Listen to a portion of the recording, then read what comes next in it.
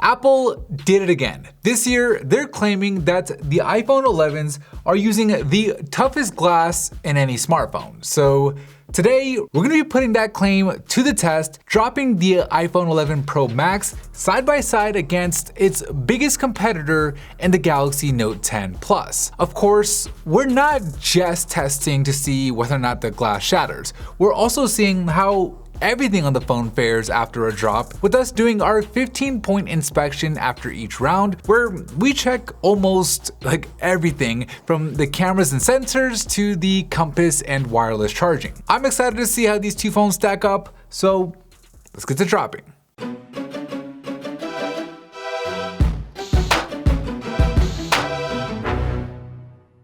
This episode is sponsored by Defense Brand. What good is having dual stereo speakers when the bottom one gets covered up? With Defense Shield, that's no longer a problem. With a built-in acoustic channel, the case redirects sound from the iPhone's bottom speaker, effectively making it a front-facing speaker while also amplifying it for louder sound. And yes, it can protect your phone from drops with its metal bumper, providing military-grade drop protection from over 10 feet. Check it out at the link below and use offer code 20PhoneBuff for 20% off.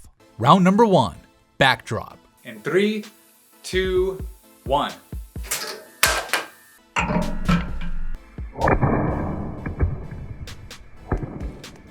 After that 1 meter backdrop, the iPhone 11 Pro and its claimed toughest glass in any smartphone doesn't look so hot, with it shattering all over the place, even under that camera area. The Note 10 Plus doesn't look too much better, although there is definitely less cracks overall, so a slight edge for the Note in round number 1. Round number 2, corner drop. In 3, 2, 1.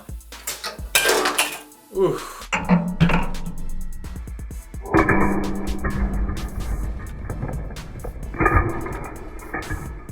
The corner drop did its damage to both phones, although this time we see the opposite result, with the iPhone 11 Pro Max's stainless steel frame showing less damage than the more scuffed up aluminum on the Note, giving the iPhone the win in round number 2. Round number 3, face drop. In 3, 2, 1.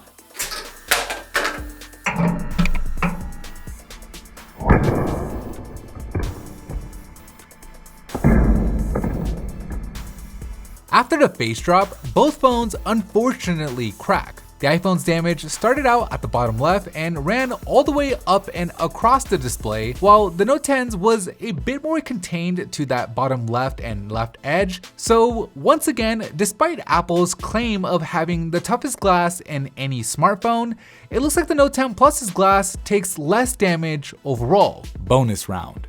With both phones proving to be fully functional after our 15-point inspection, they move on to the bonus round, where last time, the Note 10 Plus was able to make it through all 10 drops from higher up with full functionality. Its display worked, its cameras worked, and even that in-screen fingerprint scanner remained intact. So we'll see if the iPhone 11 Pro Max can do the same. 3, 2, 1. The iPhone typically doesn't do all that well in the bonus round here, but so far, so good. Camera still looks like it's working. Nice. In 3, 2, 1. 3, 2, 1.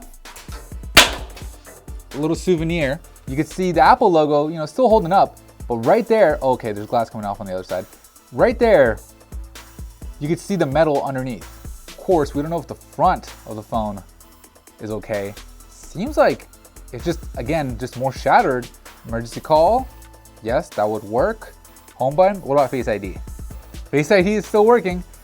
And last test for now, before we take it under the microscope, cameras seem to be working just fine. 3, 2, 1. Not too many differences here on the back.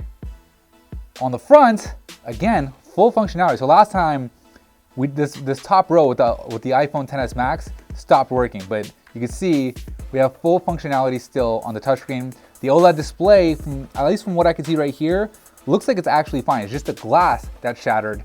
And as a result, we have full functionality, at least with the touchscreen. Uh-oh. Uh-oh.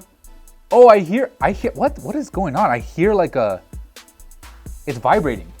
The cameras are not working. All right, let's try this again. Let's try to close it out. Wow. I'll try the other camera.